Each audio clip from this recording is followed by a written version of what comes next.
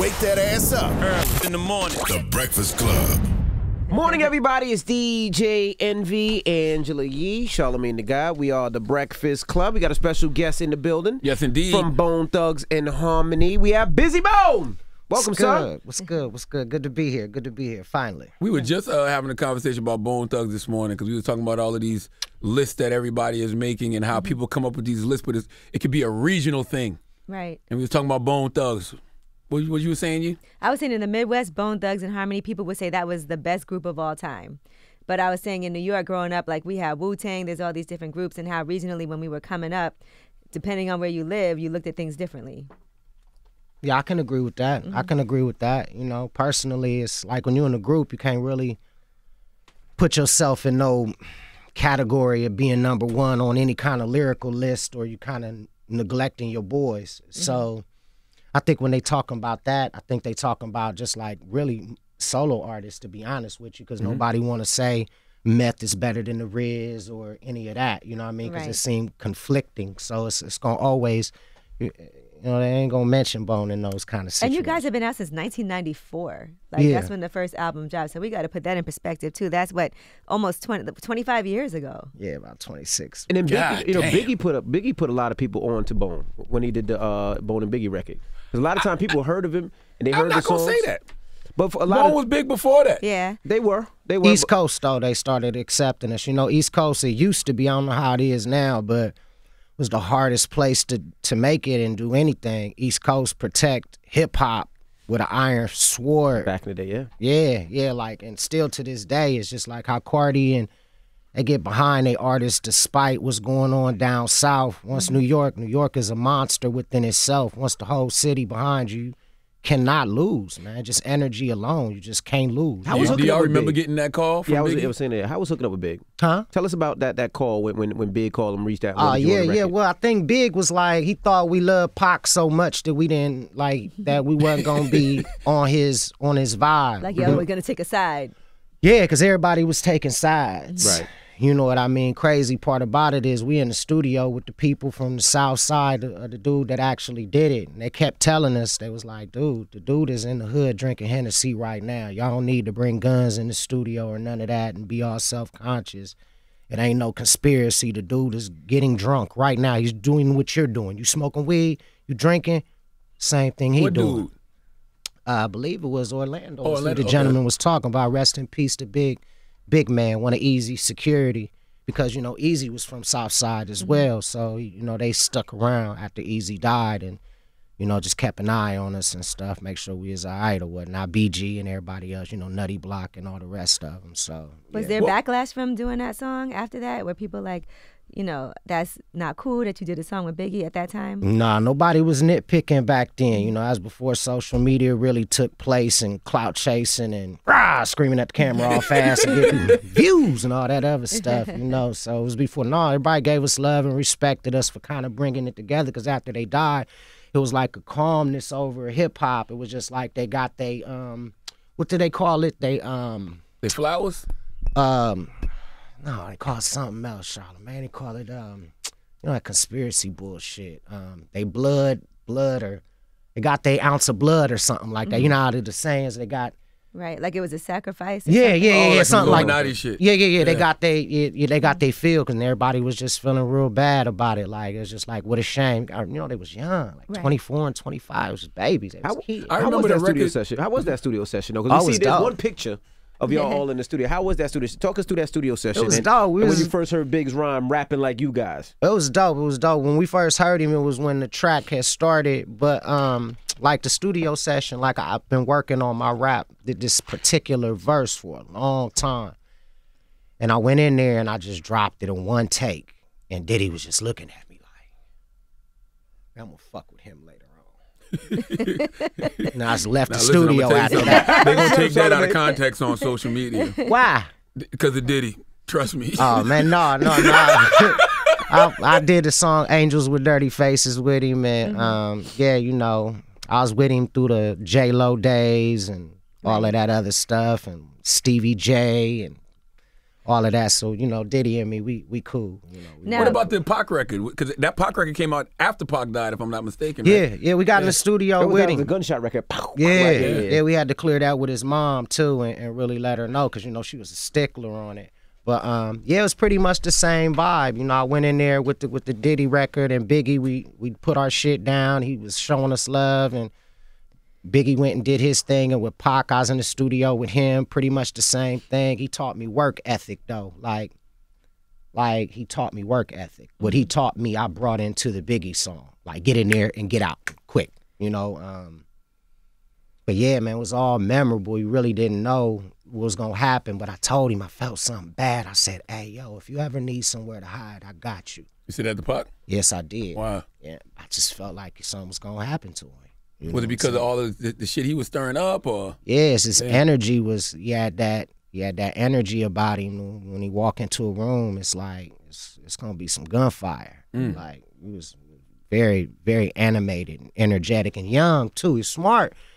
But, you know, it's before he got that calm down period. You know, when you first, you know, when you're young, you wild, man. You know what I'm saying? Fighting and shit and all that other shit. And then when you get a little bit older, you calm the fuck down. You know what I mean? So he wasn't there yet. And he was fresh out of jail, so he probably was still a little institutionalized. Probably, yeah.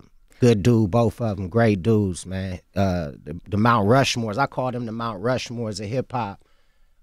Who's your other two? Well, Big, Pac, and Easy, of course. And, you know, it just fluctuates from L, Jam J, and all the people that I met, Pun, and all the people we work with, you know, so it kind of fluctuates with them, but mainly just them three. But yeah. Now let's talk about you as a teenager, That's what's because up. hooking up with Bone Thugs in high school, right? Was that a hookup where we all rap, we about to form a group, or was that just a friendship thing at first? Yeah, it was like a group thing. It was like some Temptations type stuff. We all was into music. We was all dirt broke, dirt poor. Everybody on drugs. I was selling dope in a dope house for my sisters at like 14 years old, and that's how I met Lazy. And I wrote a little rap on his, wrote a rap for him, and he came over to my house, come pick me up, and I never went back to the house. And we still sold dope here and there just to eat or whatnot, but I never went back that route to the house. And we just came together organically, and we, you know, we was hungry and everything, we was struggling and everything, but the music meant a lot more to us. You know what I mean? It wasn't even a hustle. It was just something that we did, and we knew we had a new style, and everybody told us, it was like, man, if they can just, as soon as somebody hear y'all gonna be on. When did y'all develop the flow, the fast? That ain't no flow. That's a harmony. Yeah, the harmony. Y'all was like a quartet, like a real R&B group that could rap. Yeah, that could rap, but it was different than we've ever heard. Yeah, it was. It started out Motown. You know, we from Cleveland, Ohio. It's that Midwest vibe. It's all Motown. It's everybody harmonizes. You know, and it just formed from there. You know, I started out singing. You know,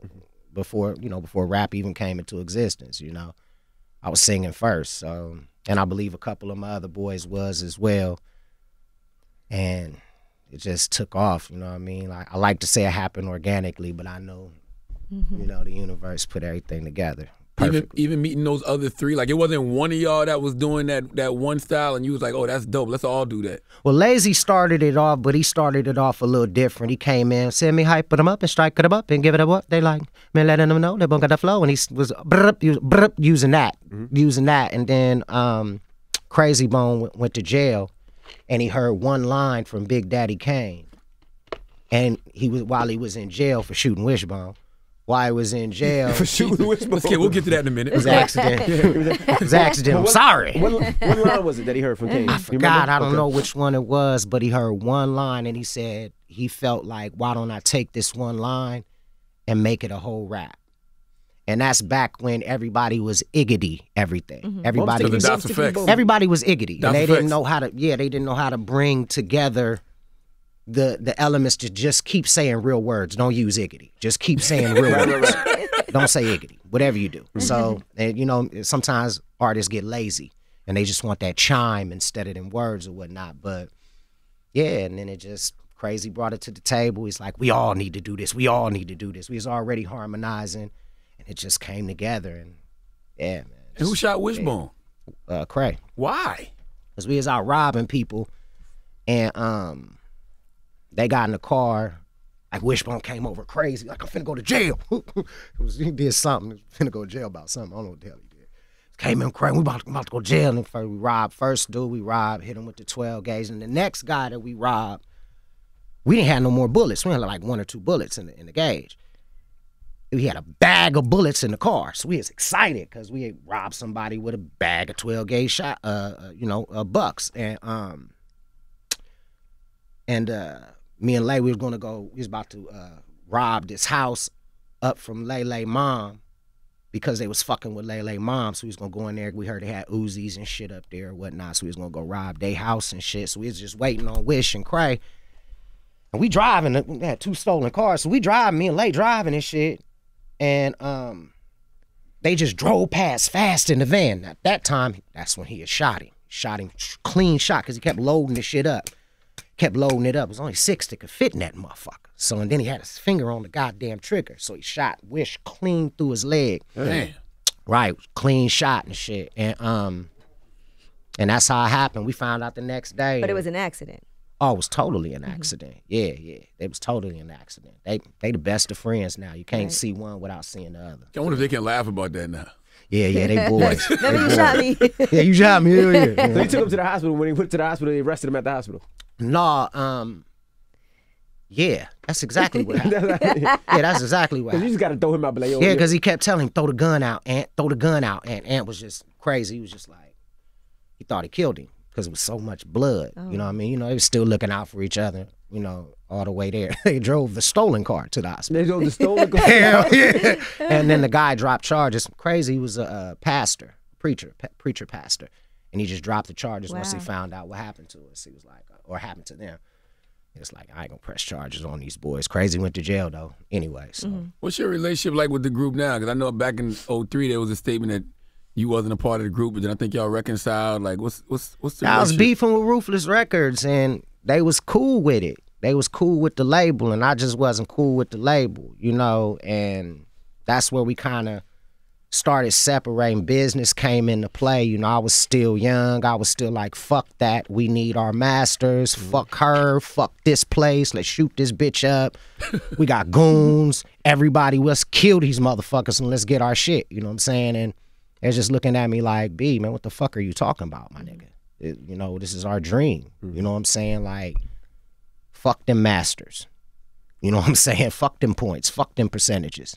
We Let's got a keep little working. money. We ain't never had no money before. And I had kids. You know, I had like 3 children. And everybody in my ear like, nigga, you need to be getting your masters. Nigga, you need to be doing this. Nigga, you need to be owning this. And You was right though. yeah, at the end of the day. But I'm grateful that, you know, that what they did because, you know, right now Ruthless Records, although they may not be putting out new records, the missus she out there killing shit. Like, I'm good. Like, she is killing shit. Did you get your masters back or no? No, just we got our points, our percentages and stuff like that. You know, we got a portion of it. I think it retorts back to us. I think in actually like 7 months now because it's been so much Oh, time. wow. Yeah. So, but And she you had been your first killing shit. You had your first child at 14 also, right? That's right. So what was that like? Because that's around the same time that y'all was just hooked up as a group. So how were you as a father at such a young age? I was a foster kid and I wanted to be better than who was raising me, I guess. So it became a vendetta at first. Being a parent became, I'm gonna be better than that motherfucker. That's right. You know what I'm saying? I ain't that. I'm a good daddy. You know what I'm saying? Blase skip. And then I was working for this local record label that we had put some stuff out with, passing out flyers and making $15 a night on cars, $45. I get Similac and Pampers, give me a little pack of cigarettes, some bullshit ass beer, and that continued. So I always been hustling, and I've been a daddy ever since. Like, once you're a father, you're never not a father. Right. You know what I mean? I got grandkids, by the same children that I had. Wow. You know what I'm saying? Yeah, my You're a grandkids. grandfather. Yeah, I'm granddaddy. Did they make you feel old? Because you don't look old at all. Nah, I don't. I don't. I just kind of feel like just like a musician. I kind of look at the rock and roll groups. I look at Jay-Z. I look at the people that are my elders and my peers and look at like what to strive for. And then I'm the youngest guy in the group, so I'm always going to, have a little slight edge of youth over my boys. So that give me a enough room, you know, to maneuver and shit. But I don't really think in that context. How many grandkids do you have? Huh? How many grandkids do you have? 6. 6 grandkids. Damn. Wow. Oh, you a granddaddy. I'm granddaddy.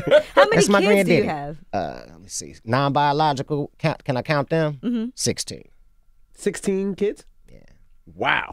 Oh, 9 biological and then 7. Okay, I got it. Yeah, non-biological ones. Like 16 children and 6 grandbabies. So Wow. I'm at That's a 32. blessed life. What kind of family reunion is I'm that? sure every That's year? crazy. Christmas Shit is seen it. popping. Thanksgiving and Christmas is popping. Yeah, it's popping like a motherfucker. I don't even turn my phone on no more. It's all gift cards in this motherfucker. All gift cards. You went through a lot at a young age, right? And things that you didn't even know about when you were young until later. Right. So how was that for you? Like, did the guys in the rest of Bone Thugs, did they know about those things at first? Or was it something that it took a while for you to express, just even, you know, being kidnapped Yeah, that fucked them by up. your own stepfather? Yeah, that fucked them up. Mm-hmm. Yeah, that fucked them up.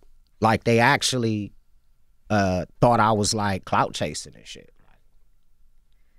Like, when I put the music out, there was actually like, what the fuck are you talking about? You never talked to us about it. Right. Yes, we niggas. We shooting and robbing motherfuckers, man. You crazy? I'm finna talk to y'all about that shit. It's all sentimental and touchy. Man, don't talk like that around people like that, man. You know, my boys what they used to be, hunters. That's the best way I can describe them. Like, hunting people at night. So you couldn't show no vulnerability Hell around no. them. Oh, man, I'm a hunter with you. Shit. Word. Let's go. Right. But then it comes out in the music and they hear it and they're Yeah. like, what happened? It just kind of changed the landscape of our relationship because I started going into another direction. I started doing the Make-A-Wish Foundation and shit like that and shit they not ready for. Like, my boys ain't into reality and vlogging and all the rest of that. They lane just isn't that. So, yeah, it changed everything. Did Karma ever come back? You know, some of the people that you were hunting ever come back and say, yo, that was the dude that robbed me. Now he's in the group. Now I got to get him. Well, I mean, shit. I had such a light voice back in the days, they thought I was a girl. 'Cause the guy I was robbing motherfuckers with was 6'4", 6'5". Drop down, give me your shit. They thought it was just a girl in Cleveland robbing everybody. Was trying to get everything. And you had the long braids too? Yeah, man. I had my hood on. When I do my shit, I have my dirt on. You have my hood on, tied up and shit. You know what I'm saying? But yeah, I think Karma came back a few times for us, and you know, there's a couple of things that needed to be paid, a couple of debts we needed to pay off, so a couple of lawsuits didn't surface and stuff like that. But yeah, some shit. Yeah. What happened? How did it affecting you when you got kidnapped? How did that affect you? Like later on in life? It made me tough as a motherfucker because it was like news cameras was coming in, and then right after that, I wound up getting abused by the dude my mom was with. And he was supposed to be like my real dad, and then I wound up going to a foster home, and it was just like a downward spiral all the way up until I met Eazy-E at like 16. At 16 years old, everything was just like fucking terrible. Like, my life was just fucked up. You know what I mean? How old were you when it was on America's Most Wanted? See, I was kidnapped from 4 to 6. We was going like 15 months. I had a birthday around that time. So about 15, I was like 6 years old. Right. And America's Most Wanted worked? Like, when your story was featured on there? Well, what happened was the guy John Walsh from America's Most Wanted, he was just getting started. His son had got kidnapped, Adam Walsh, and he was putting out this movie, and he was fighting to put kidnapped kids at the end of the movie to show at the end, like a whole bunch of pictures. And my mom was able to get my picture to him, and I was in this reservation down in Oklahoma, and with my babysitter, and it came on TV. And she called the police, and our names was changed. I got vaccinated like 2 times and shit. I'm sick as hell and shit. You know, and your mom never stopped looking for you, though. Never. They gave her a lot of flack because she was an Italian woman, and they was like, yeah, that's what you get for messing with a black dude. You know, so it was fucked up back in the days. Like, motherfuckers was prejudiced than a motherfucker. Right. You know, against shit they own. You know what I'm saying? So she had to fight. She got a couple of laws changed and shit. And yeah, but she never stopped. Never ever stopped. Do you remember being reunited? Because you thought your mom was dead. Yeah, I remember. Yeah, I remember being reunited. She sold all the rights to NBC, I think. for about 10 years. We got the rights back a while ago. The rights for what? The movie. The The whole movie. story. Oh wow. And came to pick me up in the jet, and my first experience on a plane. You know what I'm saying? Even when every time I get on a plane, I think about my mom and shit. Like, you know what I'm saying? Like, that's when I started singing for her, because I miss my mom. And we'd be in a van, and I would hear some music, and that was where my love came from. You know what I'm saying? So, That had to be emotional as fuck. Like to be kidnapped and reunite with your mom. yeah, that was big, because we had thought she had died. You know what I mean? We were told she had passed away, she had died. Don't worry about it. We moving on with life. You know what I mean? We moving on. But Did you have any Stockholm syndrome? You know how some kids get kidnapped, but they sympathize with the person because it was, he was your stepfather, right? Or well, no, your I found boyfriend? out later on that he happened to be my real pop. Oh. And my mom told me she didn't want to tell me just because of the whole situation. And, you know, this is before DNA and genes and things. She was more or less like, if I keep you away from this, then none of his characteristics will fall on you. You know what I mean? But yeah, now, after she had told me, I was 39 years old when she had told me it. Wow. So, Wow. you know, it took me back for a second, but I happen to be, you know, in a great relationship. You know what I mean? Somebody that's solid, that I know love me, you know, so. Did you speak to him after that? No, I basically, I buried him. But because I knew he was my sister's father, and I buried him for my sister. I wonder why he did that. Why he felt the need to do that. I mean, he knew you was his real son. Yeah, well, he didn't know that either. Oh, he didn't know You know that? what I mean? I Oh, think wow. it was mostly to hurt my mom, and, you know, back then, you could beat a motherfucker up. It don't matter if you was black or white. You know, this pre-OJ. You know, you could beat the shit out of a motherfucker and then just wheel him into the motherfucking doctor and say, fix her, I broke her. Damn. And that actually happened to my mom. It was like, fix her, I broke her.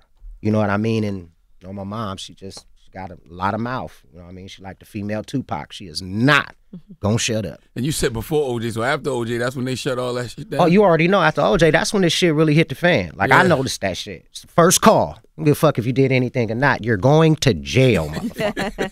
Flat out. What are you gonna do? Are you gonna do a movie with the rights? Oh, yeah, definitely.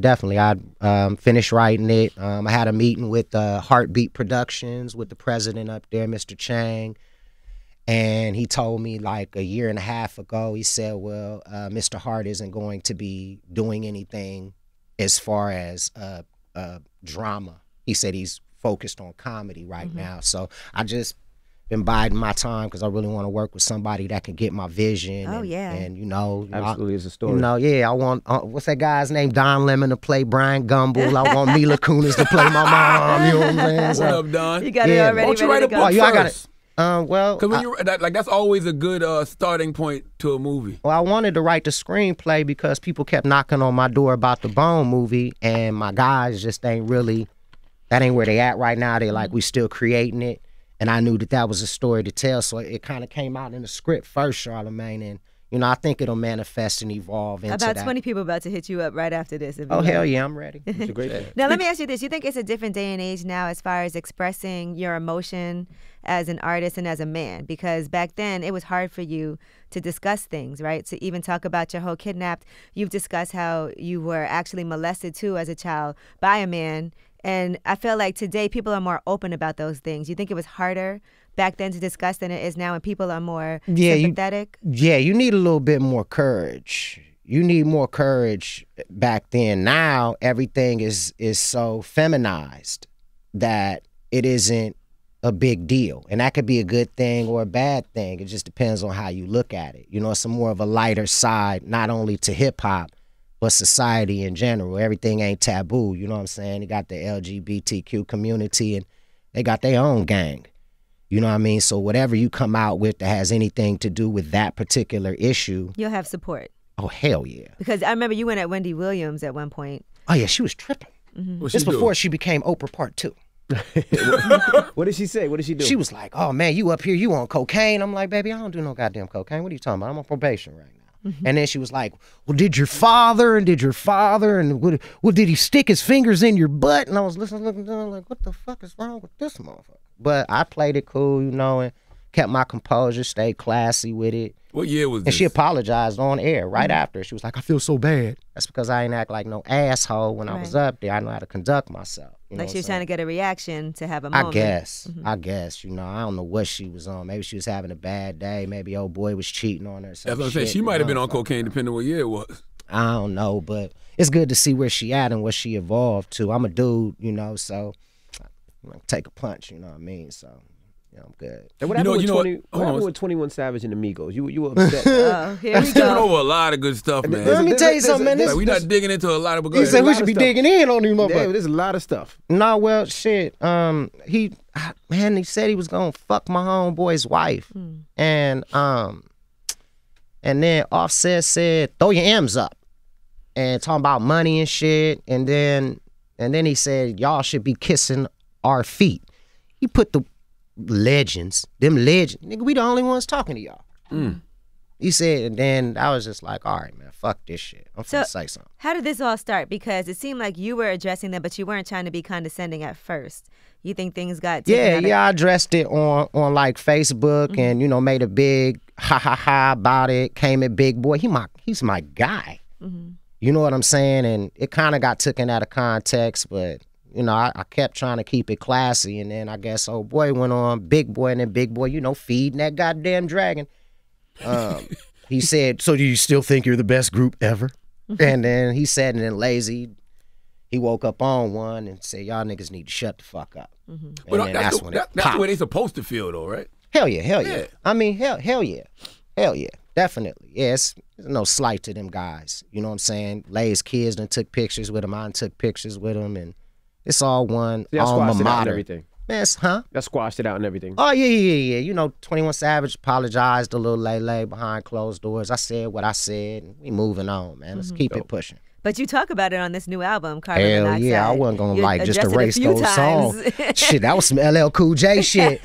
I said, shit, these motherfuckers, I feel like this is some cannabis and LL Cool J shit. You know, it's like they gave me a little inspiration. So I appreciate them guys because they, you know, they really made me get into my bag. And I'm in my bag so much that, like, just putting out projects right now. So I love You think this niggas. might reignite something? Because you did put this out, and there's a few different references. Hey man, shit. I don't really think nobody lyrically want to fuck with me. You know, anyway. Like I don't really think nobody lyrically really want to do shit with me. You know, so I for their sake, I hope they don't say nothing. Cause I ain't dig in, like I ain't go in, like go in, like I can go in, like I can go in. But yeah, I hope not for their sake. You know, you talked about doing a Bone movie. Do you think the Straight Outta Compton film accurately portrayed Easy? I don't know about accurately portrayed him, but it was one hell of a movie. I had to walk out that motherfucker. Really? I got emotional and shit. Couldn't believe it. It felt like Easy. It really, really did. That dude did a great job. And for such a great career to mash it in together, and Cube still shine, and Dre still shine, and Yellow shine, and Ren shine, and Heller shine for whatever he was shining for. And all these motherfuckers to shine like that shit was positive. I loved it, and I think it did, Charlamagne. I think it captured just what Eazy-E would have wanted. I think he's smiling at that particular What about project. Jerry Heller? He didn't like his portrayal. What'd you think about that? Jerry Heller is a different guy. He didn't feel like he was wrong about anything. He felt like he protected Eazy to the fullest. Look, I cleaned up all your drug money. I taught you the ins and outs of this shit. You need to be getting all the money. So it's basically, if you flip it, it's just like telling Dre, give Eminem half of your shit.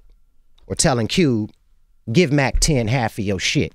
They understand now what Heller was telling Eazy then.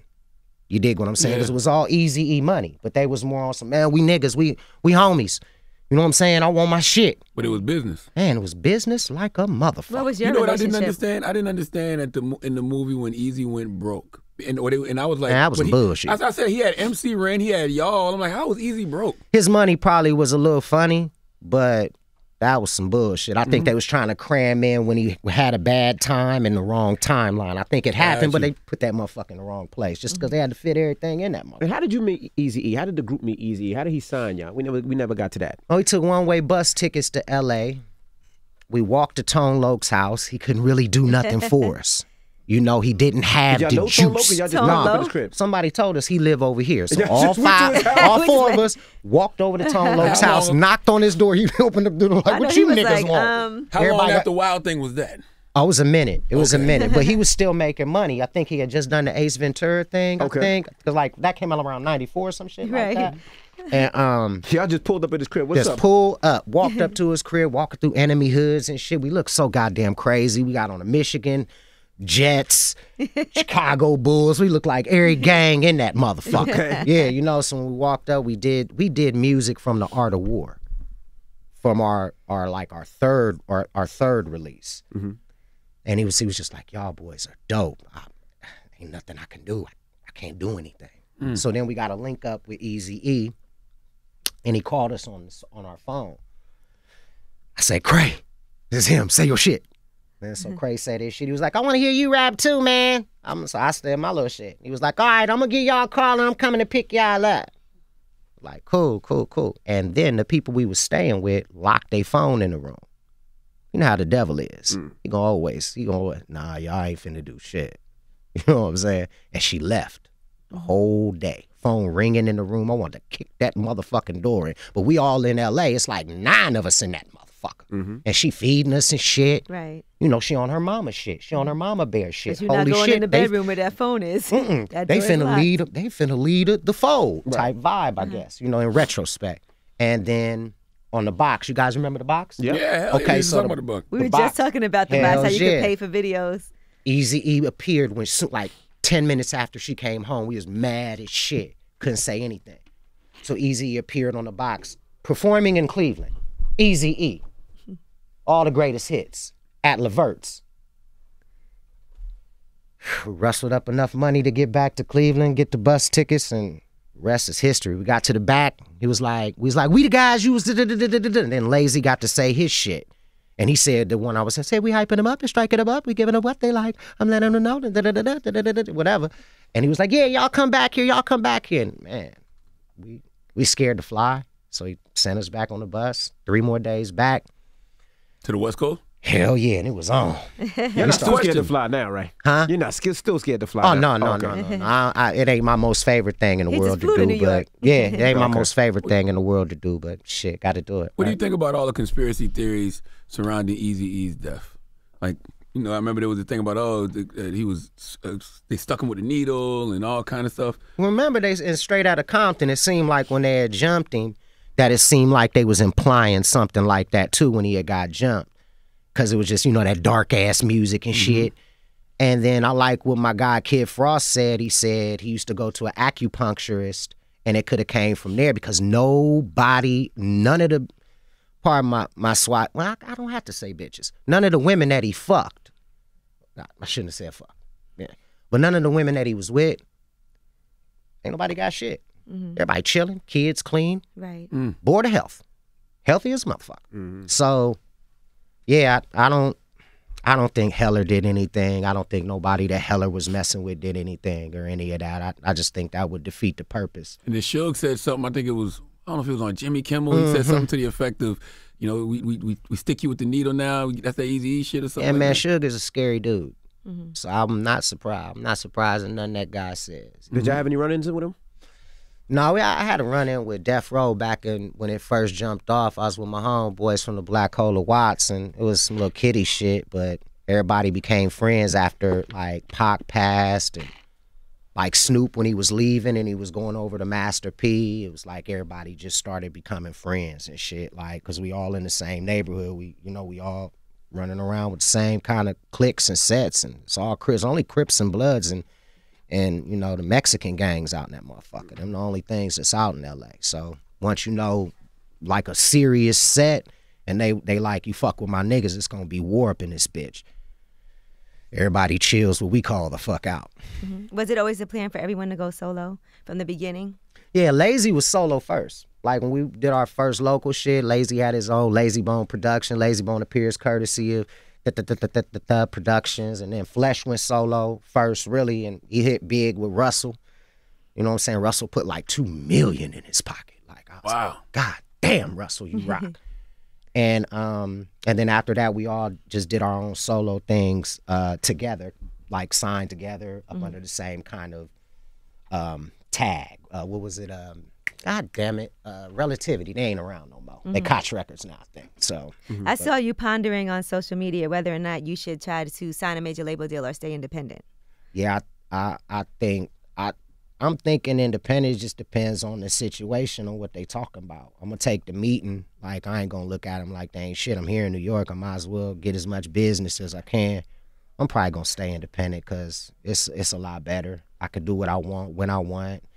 And, you know, I couldn't wait to tell DJ Envy about my work, about my entrepreneurial shit. You know what I'm saying? Like, as far as running ads and doing campaigns and really learning about it and watching the tutorials and getting knee deep in it. It's not quite real estate, sir, but it's that grind. It felt so good to just see the results, and I ain't got to pay nobody nothing. It's really amazing. And your kids and your grandkids. Oh yeah, all the money goes to them. Yeah. You know what I mean, though. The record labels and blah da da da da da da. You know what I mean? So. And Carbon Monoxide hit the charts. I saw that. Congratulations on that. That's right. That's right. I hope I got y'all some. I brought y'all some records. That's what I wanted to do. I got you 3 personal. You know, because CDs sound a little bit better than. Here, sir. Where am I going to listen to this at? Man, you Bizzy? got to find somewhere to listen. The best I quality. have a CD player in my car. Get you a CD in your life. All right. So y'all wanted to let everybody know. Don't let the CD game fail you, because the sounds that, you know, on social media, not social media, excuse me, but what do they call it? The streaming services. Yeah, the streaming service. They ain't the same sound. It ain't the, you don't get the crispiness because it dummies down every time you transfer. It's just like with a picture. Like, you shoot something on a camera and you email it to you, it's cool. But then you take your email and email it to him, and then you email it to her, and it's grainy than a motherfucker. Right. So every time you transfer, and that's something for you youngsters out there to understand, transfer right from the source. Dropbox is probably the best route to go. Let me ask you a question. Why do you think Cleveland didn't prosper more in hip-hop after y'all? I think because we were such a juggernaut that MGK and Kid Cudi and the rest of the guys, Ray Cash and a few other youngsters out there. Ray Cash had a hard-ass record. I'm a pimp right. in my mind. I don't think they were able to get from up under the Bone Thugs and Harmony brand. The brand is crazy. Anybody that comes up under it normally get fucking squashed, and they don't get to flourish and become what they want to become. And because it always goes right back to Bone Thugs and Harmony. You know, so that's one thing I've been trying to work out for my children, for them to understand how that works. But yeah, that's why I just think. I agree with you, and I think that the bar y'all set, just as far as the talent level, it was so different. That's what people were expecting from Cleveland, something that was that groundbreaking and culture shifting.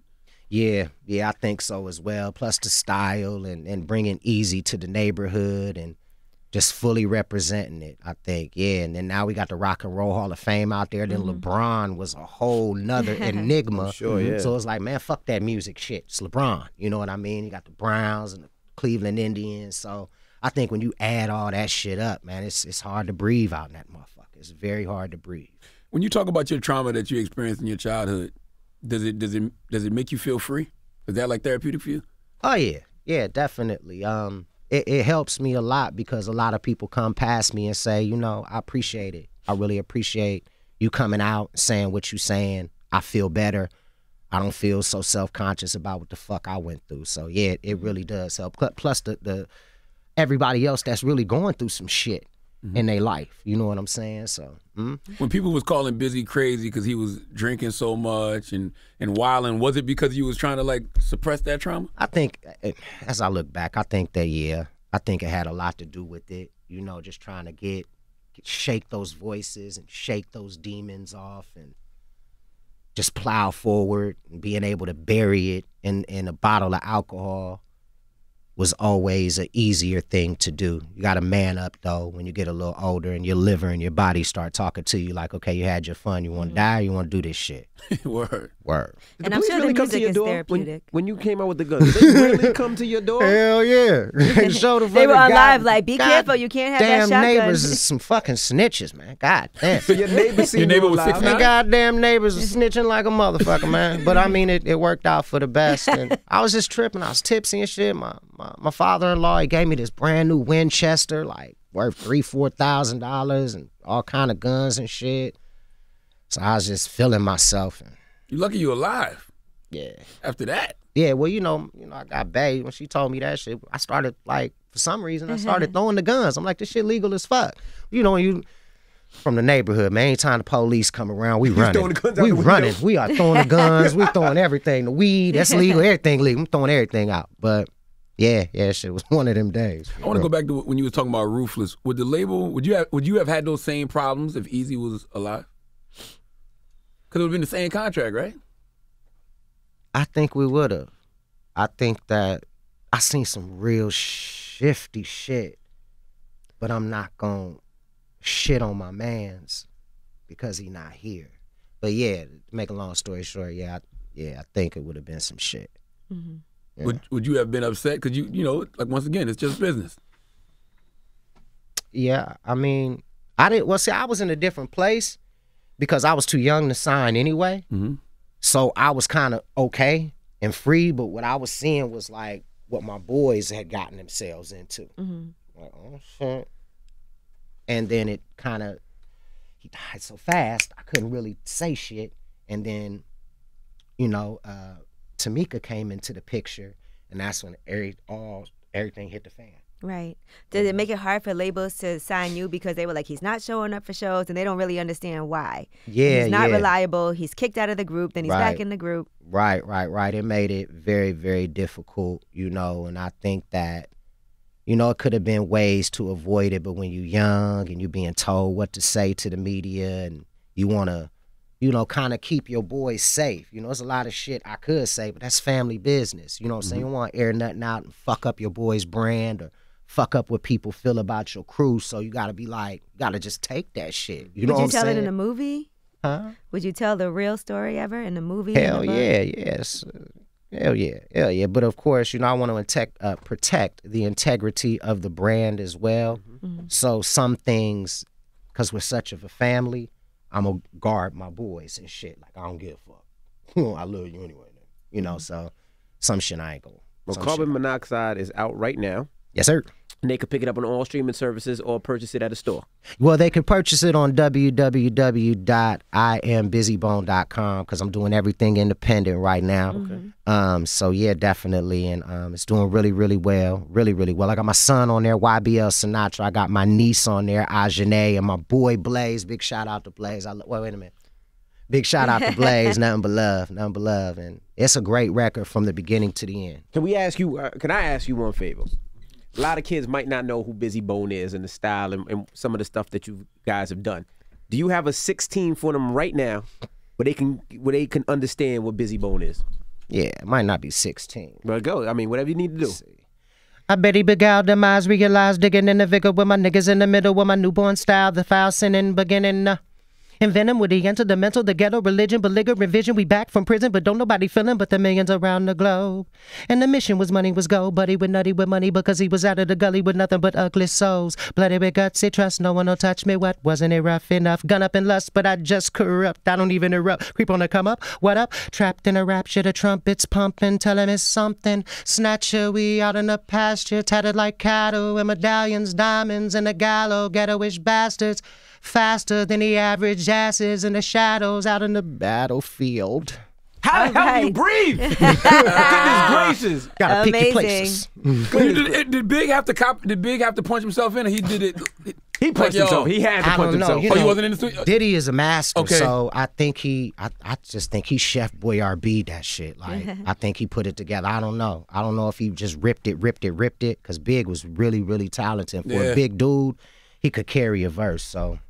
Well, this is one part of our job that we love, sitting down with somebody legendary like Bizzy Bone. So we so much appreciate you for coming through. That's I right. appreciate you guys for having me in. And, Yes, sir. Do I do my social media shit? Yeah, Of go course, right ahead. please. Okay, yeah, so if you want to check us out, first of all, make sure you follow all my boys, Lazy, Crazy, Wish, Flesh, Bone Thugs and Harmony, all the respectful social media. Myself, Bizzy Bone, MRMCCANE, Mr. McCain on Instagram, on Facebook, I am Bizzy Bone, And oh shit, my YouTube channel. Every Thursday, every Saturday, you see me in my lane, my grown man. Jam TV, just type in Jam TV Bizzy Bone, and that's me. All right. Well, it's Bizzy Bone. It's the Breakfast Club. Good morning.